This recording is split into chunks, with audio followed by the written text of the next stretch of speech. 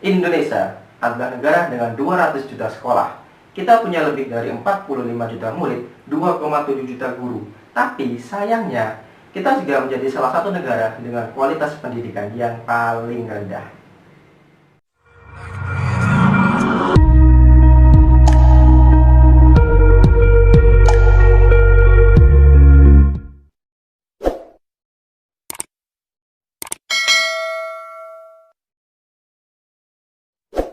Assalamualaikum warahmatullahi wabarakatuh. Selamat datang di channel YouTube saya. Pada konten perdana ini, saya akan membahas tentang pemikiran pendidikan menurut Syekh Nawawi Al-Bantani serta relevansinya dalam pendidikan. Jangan lupa like dan subscribe serta komen jika ada sesuatu yang perlu untuk didiskusikan. Terima kasih. Sudah menjadi komitmen bersama bahwa pendidikan memiliki peranan yang luhur dan agung, sehingga pendidikan dianggap boleh meramalkan nasib seseorang di masa depan. Jika ia belajar di kedokteran, maka dipastikan ia akan menjadi seorang dokter. Jika ia belajar di keguruan, maka dapat diramalkan ia akan menjadi seorang guru. Sebegitu mulianya peran pendidikan, sampai tidak ada yang curiga dengan makhluk yang bernama pendidikan. Di zaman modern, pendidikan justru melahirkan berbagai masalah. Salah satunya adalah masalah moral. Banyak kasus yang terjadi, contohnya adalah penganiayaan terhadap guru, kekerasan terhadap pelajar, tawuran, bullying, dan sebagainya. Hal ini sering kita temukan di berbagai media. Salah satunya adalah kejadian di Gresik, di mana seorang guru yang melarang muridnya untuk merokok di dalam kelas justru dieksekusi oleh muridnya sendiri. Ada juga di daerah Goa, di mana seorang guru dianiaya oleh wali muridnya sendiri saat jam pelajaran sedang berlangsung. Ini merupakan kontradiksi. Di satu sisi, pendidikan adalah lahan untuk mendidik moral anak muda bangsa. Tapi di sisi lain, pendidikan justru menunjukkan ketidakbermoralan suatu bangsa. Masyarakat Indonesia dinilai sudah menjauhkan diri dari nilai-nilai pendidikan yang bersumber dari Al-Quran dan hadis, serta mulai melupakan sejarah. Padahal ulama terdahulu sudah membuat konsep pendidikan secara utuh, yang mana membuat peradaban Islam di zaman dulu sangat berjaya. Salah satu pemikir besar dunia yang berasal dari Indonesia adalah Syekh Nawawi Al-Bantani. Beliau merupakan tokoh besar Islam yang telah menyumbangkan banyak karyanya bagi peradaban keislaman. Meskipun ada rentang cukup jauh antara Syekh Nawawi dan kehidupan sekarang, namun pemikiran beliau masih sangat relevan untuk diterapkan, baik yang berupa nilai-nilai dasar maupun nilai-nilai sosial dalam masyarakat. Syekh Nawawi Al-Bantani memiliki nama lengkap Muhammad Nawawi Abu Abdul Muti Muhammad bin Umar bin Ali Nawawi Al-Jawi Al-Bantani Al-Tantara. Beliau dilahirkan di desa Tantara, Kecamatan Tirtayasa, Serang, Banten pada tahun 1813 Masehi dan meninggal di Mekah pada tahun 1879 Masehi.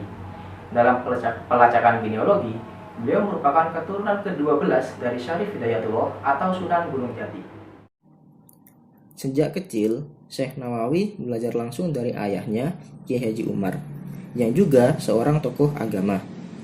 Ketika berusia 8 tahun, beliau mulai melakukan perjalanan di Jawa Timur. Setelah 3 tahun di sana, beliau melanjutkan ke salah satu pondok di daerah Cikampek, Jawa Barat, untuk mendalami lughah atau bahasa. Pada usia 15 tahun, beliau berkesempatan menunaikan ibadah haji di Mekah. Beliau memanfaatkan nomor tersebut untuk mendalami beberapa keilmuan seperti ilmu kalam, bahasa Arab, sastra, ilmu hadis, tafsir, dan fikih. Di sana beliau belajar pada Sayyid Ahmad Nahrawi, Syekh Sayyid Ahmad Dimyati, dan Syekh Sayyid Ahmad Zaini Dahlan. Kemudian ketika di Madinah, beliau belajar dengan Syekh Muhammad Khatib Al-Hambali. Pencarian terhadap ilmu tidak berhenti sampai di situ. Beliau juga pergi ke negara-negara Timur Tengah lainnya seperti Mesir dan Suriah. Di sana beliau juga belajar dengan ulama-ulama besar lainnya. Nama Syekh Nawawi Al-Bantani memang sudah tidak asing lagi di kalangan umat Islam Indonesia. Bahkan kebanyakan orang menjulukinya sebagai Imam Nawawi kedua. Kajian terhadap karya-karya beliau yang ada di pesantren masih sering dilakukan. Ulama asal Banten ini mempunyai 3 posisi utama yang membuat nama beliau diperhitungkan banyak kalangan. Pertama, beliau merupakan seorang ulama yang sangat produktif dalam bidang tulis-menulis. serta memiliki karya yang cukup banyak. Bahkan ada yang mengatakan bahwa karya beliau jumlahnya lebih dari 100 judul. Kedua, Syekh Nawawi adalah seorang tokoh yang menjadi salah satu pusat jaringan ulama dan pesantren. Hal ini terlihat dari catatan sejarah bahwa beliau pernah menimba ilmu di Mekah. Kemudian banyak orang yang berguru kepada beliau, termasuk Kiai Haji Hasyim Asy'ari serta beberapa ulama ternama lainnya seperti Syekh Khalil Bangkalan, Kiai Haji Asy'ari Bawean, Kiai Haji Asnawi dari Caringan, Kiai Haji Tubagus Bakri dari Purwakarta, Kiai Haji Arsyad Tawil dari Banten, dan sebagainya. Kemudian yang ketiga adalah Syekh Nawawi merupakan ulama asal Jawa yang pernah tinggal di Mekah serta mendapatkan pengakuan dari dunia internasional. Syekh Nawawi sangat dikenal oleh masyarakat muslim melalui karya-karyanya, khususnya di pesantren Jawa. Beliau dikenal sebagai ahli di bidang teologi Islam, fikih, bahasa, akhlak, tasawuf, tarikh, tafsir, hadis, dan sebagainya. Beliau memang merupakan ulama yang lengkap dalam bidang keilmuan. Di antara karya-karya beliau dalam bidang ilmu kalam, ada kitab Fathul Majid, Tijat Ad-Darari, Kasifah Asy-Syafa, An-Najah Ad-Jadidah, Nur Az-Zulam, dan lain-lain. Dalam bidang fikih ada At-Tawsih, Sulam Al-Munajat, Nihayal Al-Zen, Mirko As-Su'ud, At-Tasdik, Suluk Al-Jadah, Fathul Mujib, dan lain-lain. Dalam bidang akhlak atau tasawuf ada Qomit Tugian, ada Maroqi Al-Ubudiyah, ada Salalim Al-Fudala, dan sebagainya. Dalam bidang tarikh ada Al-Ibrir Ad-Dani, ada Bugian Al-Awam, Fathul Samad, dan lain-lain. Dalam bidang bahasa ada Fathul Ghafir Al-Qotiyah, Ala Al-Kawakib Al-Jalilah fi Nazm Al-Jurumiyah, ada juga Lubal Al-Bayan, dan sebagainya. Dalam bidang tafsir ada Tafsir Al-Murah atau Tafsir Al-Munir yang mana terdiri dari 2 jilid. Dan di bidang hadis ada Tanqih Al-Haul. Dalam masalah pendidikan, Syekh Nawawi mengatakan bahwa hakikat pendidikan mencakup taklim, tarbiyah, dan takdib. Namun Syekh Nawawi lebih condong pada taklim. Baginya, tarbiyah lebih cocok untuk diartikan sebagai pengasuhan pada masa anak-anak, sedangkan takdib lebih condong pada pembentukan akhlak saja. Pendidikan pada hakikatnya adalah kegiatan yang dilakukan oleh orang-orang yang bertanggung jawab, baik secara formal, informal, ataupun non-formal. Dalam hal ini, pendidikan Islam bertujuan agar siswa memiliki ilmu pengetahuan dan keterampilan dalam rangka berbuat baik kepada sesama manusia, beribadah kepada Allah, dan mendekatkan diri dengan Allah. Di samping itu, siswa diharapkan tidak hanya belajar nilai-nilai moral saja, akan tetapi dapat memberikan makna terhadap nilai-nilai tersebut dalam kehidupan sehari-hari. Pendidikan Islam adalah pengembangan semua potensi manusia, seperti unsur akal, rasa, karsa, hati, dan unsur-unsur lainnya sebagai penataan tingkah laku berdasarkan nilai-nilai Islam. Sehingga memiliki kekuatan spiritual keagamaan, pengendalian diri, karakter, kecerdasan, akhlak mulia, serta keterampilan yang diperlukan dalam hidup dan kehidupan dengan tujuan agar dapat merealisasikan fungsi hidupnya sebagai khalifah di muka bumi dan juga sebagai hamba yang terus mengabdi kepadanya. Syekh Nawawi menjelaskan bahwa proses taklim dalam Islam mencakup transfer ilmu, transfer nilai, transfer metode, serta transformasi.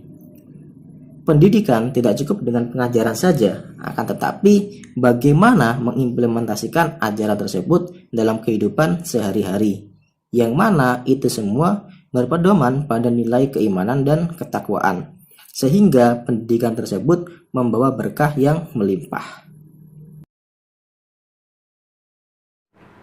Ada sebuah ironi dalam pendidikan, sebut saja namanya si Joko. Joko ini ketika sekolah adalah siswa yang sangat teladan. Karena itu si Joko sering mendapatkan prestasi yang paling tinggi. Berbeda dengan si Jeki. Si Jeki ini ketika sekolah dianggap sebagai siswa yang nakal. Karena itu si Jeki sering mendapatkan peringkat yang paling bawah, berbeda dengan si Joko yang selalu mendapatkan peringkat yang paling atas. Namun ketika lulus sekolah, si Jackie berhasil membangun bisnis sehingga membuat Jackie menjadi orang yang kaya raya, lebih kaya daripada si Joko. Nah, pertanyaannya, apa sebenarnya tujuan pendidikan? Apakah membuat orang menjadi kaya atau bagaimana? Syekh Nawawi menjelaskan bahwa tujuan pendidikan Islam adalah cerminan bagi manusia diciptakan di muka bumi, yaitu sebagai ibadah kepada Allah dan juga sebagai khalifah fil ard, yang mana semua perbuatan manusia, baik perbuatan yang bersifat individu ataupun perbuatan yang berhubungan dengan manusia yang lainnya, kesemuanya itu adalah dalam upaya mencari ridha Allah. Karena itu acuannya bukan seberapa kaya, tapi seberapa bermanfaat bagi sekitar. Selain tujuan yang bersifat umum, ada juga tujuan yang bersifat khusus, yaitu tahapan-tahapan peserta didik untuk mencapai beberapa aspek dalam pembelajaran, yaitu aspek kognitif, aspek afektif, dan juga aspek psikomotorik. Kemudian beberapa aspek ini selanjutnya diimplementasikan ke dalam materi, metode, evaluasi, serta kurikulum yang ada. Kemudian dalam metode pendidikan Islam, Syekh Nawawi mengatakan bahwa setiap individu memiliki perbedaan masing-masing. Karena itu metode yang digunakan juga harus berbeda dan tidak boleh disamakan. Senada dengan itu, Imam Ghazali juga menjelaskan bahwa metode yang digunakan untuk anak-anak dan metode yang digunakan untuk orang dewasa ini harus berbeda dan tidak boleh disamakan. Karena itu tugas pendidik adalah memberikan materi yang bisa dimengerti dan dipahami oleh peserta didik. Hal ini dalam rangka untuk mencegah terjadinya kerancuan dalam berpikir. Kemudian dalam proses pembelajaran itu harus dilakukan secara bertahap atau berangsur-angsur, dimulai dari sesuatu yang paling mudah sampai materi yang paling sulit, disesuaikan dengan tingkat kematangan usia peserta didik dan tingkat intelektual peserta didik. Hal ini untuk memelihara semangat belajar bagi peserta didik. Senada dengan ini, Ibnu Khaldun juga menjelaskan bahwa banyak pendidik yang melakukan metode pengajaran dengan salah. Ketika mulai mengajar, banyak pendidik yang langsung memberikan materi yang tingkat kesulitannya sangat tinggi, sehingga membuat peserta didik tidak siap menerima materi yang diberikan. Padahal kesiapan dan kesediaan adalah sesuatu yang terjadi secara berangsur-angsur dan tidak bisa dilakukan secara instan. Karena itu, seorang pendidik harus bisa mengetahui kondisi peserta didiknya, baik tingkat intelektualnya maupun tingkat emosionalnya, sehingga metode yang diberikan adalah sesuai dengan metode yang seharusnya diterima oleh peserta didik. Nah, jika metodenya sudah sesuai, maka proses pembelajaran akan berlangsung secara maksimal. Fenomena yang terjadi adalah siswa lebih menyukai bimbingan belajar daripada sekolah, karena bimbingan belajar dianggap memiliki sistem dan metode yang lebih efektif dan menyenangkan daripada sekolah. Karena itu, di bimbingan belajar, siswa lebih mudah mencerna dan memahami materi yang diberikan daripada di sekolah yang dianggap metode dan sistemnya terkesan lebih monoton, sehingga materi yang diberikan sulit untuk dicerna atau dipahami oleh peserta didik. Prinsip pendidikan menurut Syekh Nawawi adalah pengalaman yang menggembirakan. Karena itu peserta didik seharusnya dituntun, bukan dituntut. Semua peserta didik pasti menginginkan ilmu yang bermanfaat. Hanya saja ketika metode yang digunakan tidak sesuai, maka peserta didik cenderung bosan atau malas dalam proses pembelajaran. Kalau diibaratkan, pendidik ini seperti halnya dokter. Dokter ketika ingin menyembuhkan pasiennya, ia harus tahu pasien ini sakit apa penyakit dari pasien ini. Dan ketika ingin mengetahui penyakit dari pasiennya, seorang dokter melakukan analisis yang mendalam, tidak sekedar kira-kira saja. Karena jika hanya sekedar kira-kira, kemudian memberikan obat dengan teknik kira-kira ini, maka dikhawatirkan penyakit dari pasien tidak malah sembuh, tapi malah bertambah parah atau malah terkena penyakit yang lebih parah kayak gitu. Karena obat yang diberikan itu tidak sesuai dengan apa yang dibutuhkan. Pendidik adalah orang yang sangat penting. Ibaratnya pohon yang tumbuh dengan sendirinya, maka tidak akan berbuah. Kalaupun berbuah, bisa jadi rasanya tidak enak. Pengibaratan ini menunjukkan bahwa pendidik memiliki peran yang sangat vital dalam proses pembelajaran. Karena pendidik memiliki proses yang sangat vital, maka seorang pendidik harus memiliki etika yang harus dijaga. Syekh Nawawi menjelaskan bahwa ada beberapa etika yang harus dijaga oleh pendidik, seperti sabar dan tabah, menjaga wibawa, lemah lembut, tidak sombong, menghargai orang lain, dan sebagainya. Yang mana kesemua sikap ini menunjukkan bahwa pendidik merupakan suri tauladan bagi peserta didik. Seorang pendidik harus bisa menjaga sikap dan caranya bersikap. Karena bagaimana mungkin pendidik mengajarkan akhlak yang baik sedangkan akhlak dirinya sendiri tidak baik? Bagaimana mungkin pendidik mengajarkan pada kebaikan sedang cara yang dilakukan itu tidak baik? Cara yang dilakukan atau cara untuk melakukan kebaikan ini juga sangat penting. Ibaratnya segelas susu. Kita tahu bahwa susu ini memiliki manfaat yang luar biasa bagi kesehatan tubuh. Dan sebagai orang baik, kita juga ingin membagikan manfaat ini untuk orang lain. Namun jika cara kita memberikan susu ini kepada orang lain adalah dengan cara melemparnya, maka yang terjadi bukan kebaikan, tapi justru malah keributan meskipun niat kita adalah baik. Sama halnya dengan pembelajaran. Ketika kita memberikan sebuah nasihat, maka yang harus dilakukan adalah dengan cara lemah lembut, bukan marah-marah, meskipun niatnya memang baik. Namun cara yang tidak baik akan berefek pada sesuatu yang tidak baik juga. Karena itu seorang pendidik memang diharuskan memiliki sikap dan cara yang bersikap yang baik. Kemudian berkaitan dengan peserta didik. Di sini Syekh Nawawi juga memberikan beberapa penekanan, yang mana kalau hal ini dilakukan, saya rasa kekerasan terhadap guru tidak akan terjadi lagi di negeri ini. Beberapa hal tersebut antara lain seorang peserta didik harus memulai sesuatu dengan penghormatan atau mengucapkan salam ketika memasuki majelis. Yang kedua adalah fokus dalam pembelajaran, tidak melakukan sesuatu yang tidak diperlukan, tidak berbicara apa yang tidak diperlukan, dan sebagainya. Yang ketiga adalah tidak menunjukkan ketidaksetujuan kita di depan pendidik. Jadi tidak hanya membentak yang dilarang, bahkan ketika kita tidak setuju saja, kita dilarang memberikan ketidaksetujuan kita atau menunjukkan ketidaksetujuan kita di depan pendidik. Hal ini dalam rangka untuk memelihara kehormatan seorang pendidik. Peserta didik kalau diibaratkan itu ibarat orang yang meminta air. Seorang peminta tentunya memiliki etika yang harus dijaga. Yang pertama tentunya harus memulai dengan sapaan, permisi, atau mengucapkan salam. Tentunya dengan bahasa yang halus, dengan nada-nada yang rendah. Tidak mungkin seorang penerima atau peminta itu menggunakan nada-nada yang tinggi atau nada-nada yang keras yang cenderung membentak. Karena jika itu dilakukan, maka si pemberi akan cenderung malas, bahkan tidak jadi memberikan apa yang diinginkan oleh si peminta. Proses pendidikan adalah take and give. Artinya pendidikan adalah proses menerima dan meminta. Karena itu kedua unsur ini, kedua unsur pemberi dan penerima atau pendidik dan peserta didik, ketika proses pembelajaran harus saling siap, harus saling menyiapkan diri. Karena jika salah satu saja yang menyiapkan diri atau salah satunya tidak siap, maka proses pendidikan yaitu transfer of knowledge dan transfer of value tidak akan bisa terjadi dengan maksimal. Karena itu kedua unsur ini harus saling menyiapkan diri dalam proses pendidikan agar pendidikan bisa tercapai dengan maksimal. Nah, ide-ide dasar Syekh Nawawi tentang pendidikan membuat beliau dikategorikan sebagai aliran religius konservatif. Pemikiran Syekh Nawawi memang cenderung pada hal-hal yang bersifat religius. Karena itu tujuan pendidikan menurut Syekh Nawawi adalah cerminan kita diciptakan di muka bumi, yaitu untuk mencari ridha Allah. Kecenderungan dalam religius membuat kita mengabaikan beberapa hal, yang mana hal ini sebenarnya boleh untuk kita nikmati dan boleh untuk kita pelajari.